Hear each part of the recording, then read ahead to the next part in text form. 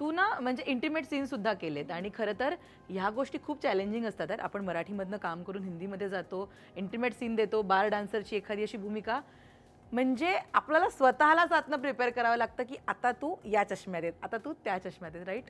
आपली तयारी असते, त्याचबरोबर आपल्या फॅमिलीची सुद्धा त्यासाठी तयारी असणं गरजेचं आहे, राईट. तुझ्या मते कोणाचा सपोर्ट तुला इकडे सगळ्यात जास्त महत्त्वाचा ठरतो, की जे तुला पुश करतात ना, यार you can do it because. संदेश. अच्छा, इंटिमेट सीन हा इझी टास्क नाही आणि मी बघितलं होतं की तू थोडीशी ऑकवर्ड सुद्धा होतीस त्या सीनसाठी, राईट. कशी कशी तयारी असते अशा भूमिकांसाठी? नाही, ऑकवर्ड म्हणजे पहिल्यांदा प्रत्येक गोष्टीची मला भीती वाटत असते. इंटिमेट सीनची वाटते तशीच प्रत्येक भूमिकेची मला भीती वाटत असते. मी इंटिमेट सीनला बाजूला काढत नाही. मला असं वाटतं की ती एक भावना आहे. पण तुझं म्हणणं बरोबर आहे, त्याच्यासाठी एक वेगळं काय काय मागणंही त्याच्या येणार असतं. एक्झॅक्टली. त्याच्यात मला दिग्दर्शक खूप महत्वाचा असतो की कोण हे करतंय. कारण त्यात ती सौंदर्यदृष्टी असणार आहे की नाही हे ठरणार असतं. आज कोंकणा सेन शर्मा हे करते लव्ह स्टोरीज टू मध्ये, किंवा आज मी जो पहिल्यांदा केला तेव्हा मी सुमित्रा भावेंच्या बाधा चित्रपटात माझा एक पहिला तसा इंटिमेट असा नाही, अंघोळ करते आहे आणि तिचा नवरा. पण ते फक्त त्या तेवढ्या गोष्टीसाठी ते नव्हतं.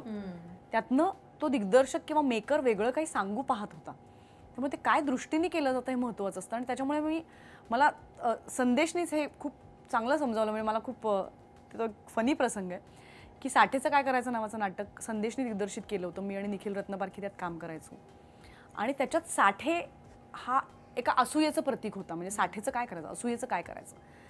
आणि तो जो नवरा आहे तो सतत साठेशी कंपॅरिझन करतोय आणि सतत तो साठे साठे साठे आणि ती बायको. तर एक सीन त्याच्यात असा होता की ते दोघं मिठी मारतात आणि तो साठेचं बोलतो आणि तिचा मूड ऑफ होतो. म्हणजे तिथेही तो आलाय, बेडमध्येही तो साठे आलाय, असा तो सीन होता. त्याच्यामुळे ती मिठी एक प्रकारची मारणं आणि स्टेजवर ती मिठी करायचं होतं. सो पुण्यातला प्रयोग आणि केला मी तो सीन आणि लगेच मिठी तो साठे म्हणल्यावर मी ती सोडते आणि असं करत. तर एक आजोबा मला म्हणाले, तुम्ही काय लग्न, निखिल रत्नपारखी माझ्याबरोबर होता, तर ते मला म्हणाले तुम्ही काय लग्न करणार आहात का त्यांच्याशी. म्हटलं नाही. म्हणजे तुम्ही काय विचारताय. नाही, तुम्ही त्याने ती तशी मिठी मारलीत, तुमच्या नवऱ्याला हे चालेल का. तर म्हटलं हो, नवराच दिग्दर्शक आहे तर तुम्ही त्याला विचारा.